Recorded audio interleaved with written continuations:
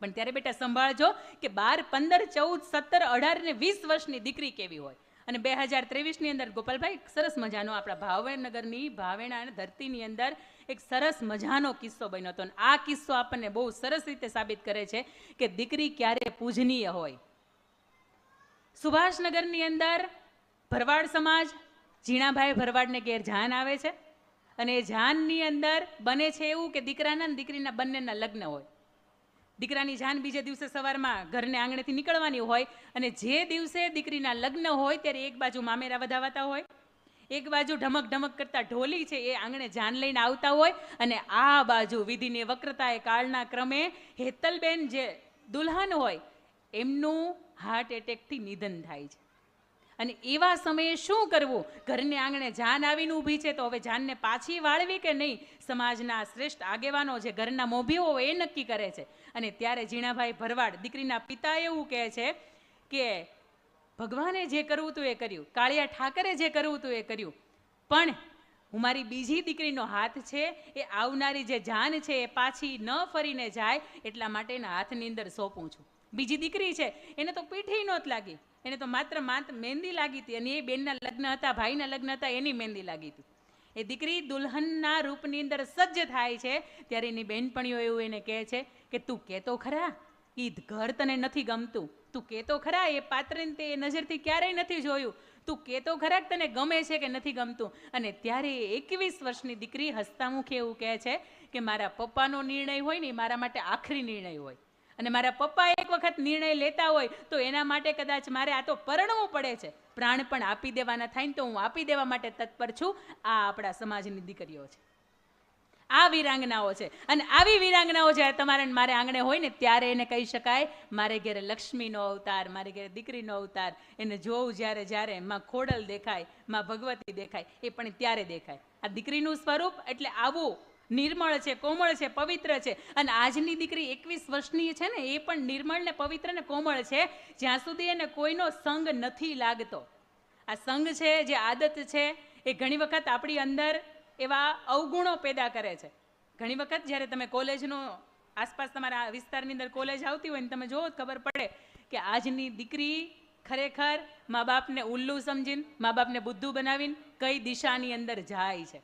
રવિવારે એકેય કોલેજ ચાલુ નથી હોતી છતાંય દીકરીઓ મા બાપના મનની અંદર એવો વિશ્વાસ અપાવે છે કે આજની અમારી કોલેજ એક્સ્ટ્રા ક્લાસ માટે શરૂ છે. ત્યારે મા બાપને 2 હાથ જોડીને વિનંતી કરું છું કે એક વખત એક્ટિવાની કિક મારીને આપણા ઘરની અંદરથી દીકરી ઘરની બહાર જાય છે, ઉમરું ઓળંગે છે, તો બની શકે કે કોઈની અવળી સંગતમાં અથવા તો અનમેચ્યોરિટીને કારણે ક્યાંય પણ જતી હોય, પણ 15 દિવસમાં ક્યારે 2 કે 5 દિવસ તો એનું ક્રોસ વેરીફાઈ કરો કે ક્યાં જાય છે. એટલા માટે કે 22 વર્ષની ઉંમરે જ્યારે માથું નીચું રાખવાનું થાય ને ત્યારે તમારું માથું નીચું ન રહે. આવી તમારા મારા આંગણે દીકરી હોય તો એ વંદનીય સ્વરૂપ છે. એના પછીનું બીજું સ્વરૂપ એટલે બહેનનું સ્વરૂપ. એ તો જેને કાંડે રાખડી ન બંધાતી હોય ને ગોપાલભાઈ એને ખબર પડે, અને જેને બેન ન હોય ને એને તો હજારો રાખડીઓ બંધાતી હોય.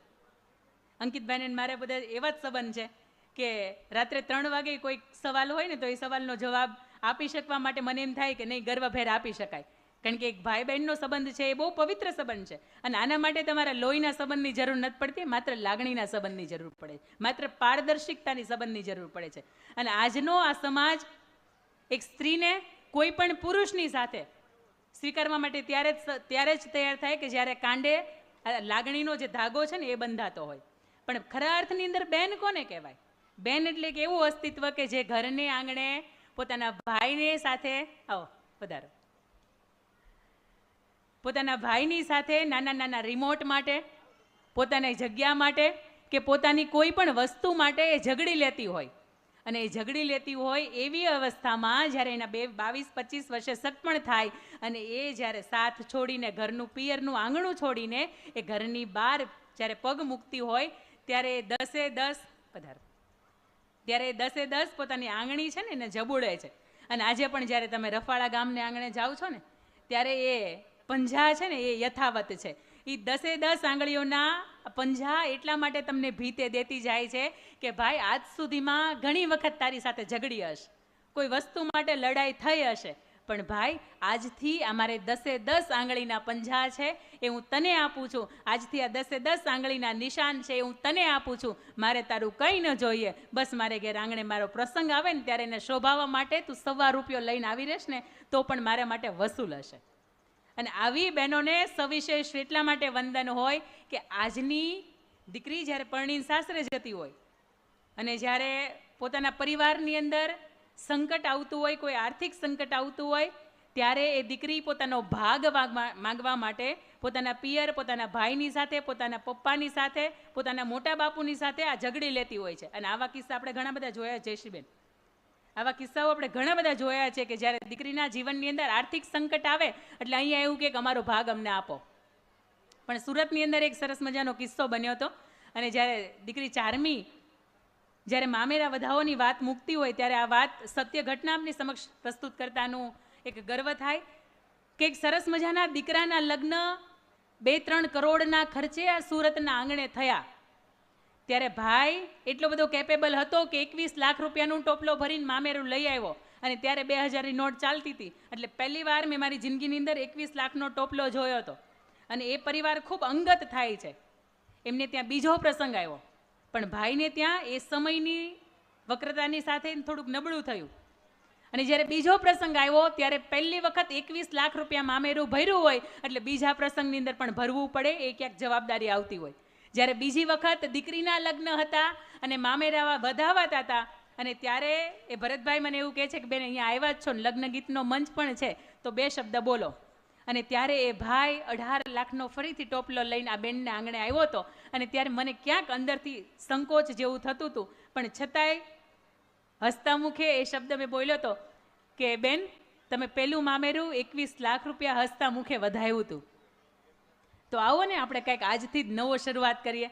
આ 18 લાખ ભલે ને ભાઈ લઈને આવ્યા, પણ હસતા મુખે તમે ભાભીને પાછું આપી દો અને ₹125 કે ₹100 લઈને તમે વધાવી લ્યો અને ભાઈનું અભરે ભરાય એવા આશીર્વાદ તો આપો. અને એ જ સમયે બેન 18 લાખ રૂપિયા પરત આપે છે.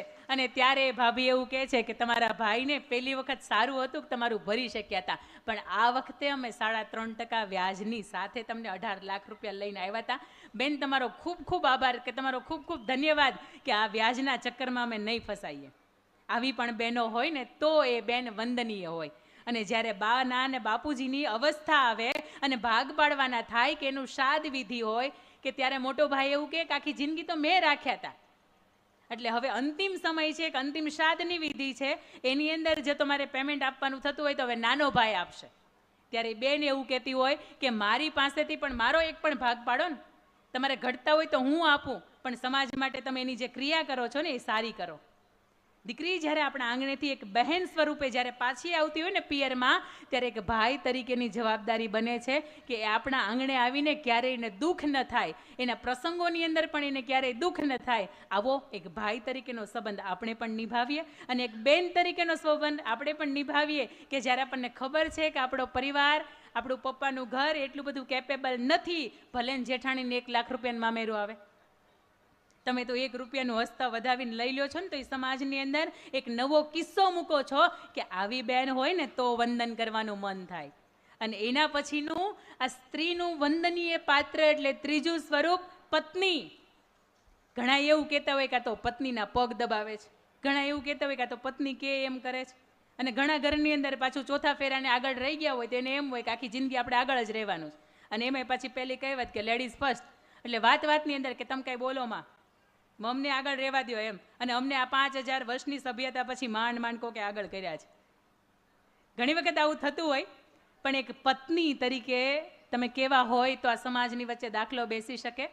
પત્ની સ્વરૂપે રોજ તમે બપોરે 2 વાગ્યાથી લઈને 5 વાગ્યા સુધીની ઇન્સ્ટાગ્રામની અંદર રીલ્સ જોતા હોય અને પછી તમે એમ કહો, પેલો એવું કે પાછો 10 જણાને શેર કરજો આ વિડીયો. અને આપણે એટલા મૂર્ખ્યા કે બાપા સીતારામ કમેન્ટ કરવાનું કે આપણે કમેન્ટ કરીએ, 10 વ્યક્તિને આપણે શેર કરીએ, આપણી બધી બુદ્ધિ હાલે, છતાંય આપણને એમ હોય કે ન્યા ઓલી પેર આપણને સસ્તામાં મળી જતી હોય સારું, ન્યા એ સાડી આપણને ગીવ અવેમાં મળી જતી હોય તો સારું. પણ મારે તમને એ કહેવું છે કે દુનિયા અત્યારે માર્કેટિંગ ઉપર હાલે છે. અને ઇન્સ્ટાગ્રામની અંદર મારી બહેનોને મારે એ શબ્દનો ઉલ્લેખ નથી કરવો, કયા લક્ષ્મણનગરની કઈ શોપની વધારે રીલ્સ આવે છે, મારો કોઈ વિરોધ નથી એની સાથે, પણ એટલું મારે કહેવું છે કે આ વ્યક્તિ સવારથી સાંજ સુધીમાં જે કમાય છે, જે પરસેવો પાડે છે, એના પરસેવાની કિંમત તમારી આ 650 રૂપિયાની પેરે નથી અટકતી. એને પણ જ્યારે 25 તારીખ આવતી હોય ને ત્યારે એને પણ એક હપ્તો આંબી જતો હોય, એને પણ 2-3 મહિને એકાદો હપ્તો ચૂકાઈ જતો હોય. આવો એક પત્ની તરીકે આપણે એવો પત્ની ધર્મ નિભાવીએ કે આપણા પોતાના પુરુષને ક્યારેય આર્થિક ખભા ઉપર બોજ ન આવે, ક્યારેક તીખા સ્વરૂપના અંદર કંઈક કહેવાય જાય, ક્યારેક ઘરની અંદર એ કંઈક મેટર થયો હોય ને આપણને કંઈક કહેવાય જાય. તો સીતાજીને એનું જ્યારે સગપણ ગોત્યા હતા ત્યારે દુનિયાનો શ્રેષ્ઠ પુરુષ ગોત્યો હતો, દુનિયાનું શ્રેષ્ઠ ઘર ગોત્યું હતું, અને તેમ છતાંય તે કાળના ક્રમે એમના જીવનની અંદર દુઃખ આવ્યા, સુખ આવ્યા. અને જ્યારે ભગવાનની સાથે, પ્રભુ શ્રી રામની સાથે જ્યારે જવા માટે તૈયાર થયા ત્યારે પ્રભુ શ્રી રામે એવું કીધું હતું કે દેવી, આપણે કોઈ ટૂંકા ગાળાના પ્રવાસમાં નથી જતા, આપણે 14 વર્ષના વનવાસની અંદર જઈએ છીએ. અને ત્યારે સીતાજી એવું કહે છે કે પ્રભુ તમે તો સાથે છો ને.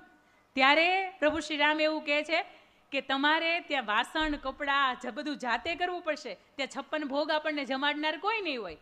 અને બધી જ જે તમારા કેશ ગૂંથી દે છે, તમને સરસ મજાની શૈયા પથારી પાથરી દે છે, આ બધા જ કાર્યો છે તમારે તમારી જાતે કરવા પડશે. ત્યાં કોઈ એવું વ્યક્તિ નહીં હોય કે જે તમારી મદદરૂપ થઈ શકે. અને ત્યારે માતા સીતા એવું કહે છે કે પ્રભુ તમે તો સાથે છો ને, બસ મારા માટે જીવન આ છે, જ્યાં રામ છે ત્યાં જ સીતા હોય. અને પછી 14 વર્ષના વનવાસની અંદર અનેક સુખ દુઃખ વેઠા, ફરીથી આવ્યા, અગ્નિ પરીક્ષા આપી, ગર્ભાવસ્થાની સમયની અંદરથી એને અયોધ્યા જેવું નગર, પોતાનો મર્યાદા પુરુષોત્તમ કહી શકાય આવો પતિ છોડવો પડ્યો. અને છતાંય જ્યારે સીતાજીને અંતિમ ક્ષણે એવું થયું કે હજી મારી પવિત્રતા ઉપર આ સમાજ, આ અવધપુરી અને અવધપુરીના લોકો મારી પવિત્રતા ઉપર શંકા કરે છે, ત્યારે 2 હાથ જોડીને ધરતી માની અંદર પોતાની જગ્યા માગે છે કે જો મેં એક રામ સિવાય કોઈને પણ મેં પતિ સ્વરૂપે ન જ સ્વીકાર્યા હોય, એવા દેહથી, એવી નજરથી મેં કોઈ પરપુરુષને જોયો ન હોય, તો ધરતીમાં મને જગ્યા કરી આપો.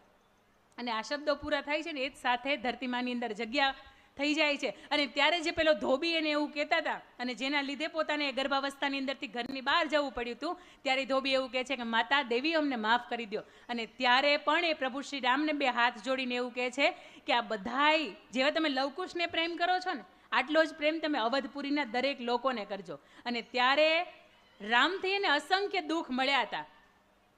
એ 14 વર્ષનો વનવાસ હોય તોય ભલે, એ રાવણની લંકાની અંદર રહેવું પડ્યું હોય તોય ભલે, અને ગર્ભાવસ્થાની પોતાની જે જગ્યા હતી એ છોડવી પડી હોય તોય ભલે. અને છતાંય જ્યારે ધરતીની અંદર સમાણા ત્યારે 2 હાથ જોડીને પ્રભુ શ્રી રામને કીધું હતું ત્વમેવ ભર્તા ન ચ વિપ્રયોગ્ય, આવનારા જન્મોની અંદર મળો તો તમે જ પતિ સ્વરૂપે મળો, અને જો પતિ સ્વરૂપે તમે ન મળવાના હોય તો આ અમૂલ્ય દેહ મારે જોતો નથી. આજની સીતા એવું કહે છે કે તમે છો ને એટલે જ બધા સંકટ આવે છે, તમે ન હોત ને તો કાંઈ ન આવત.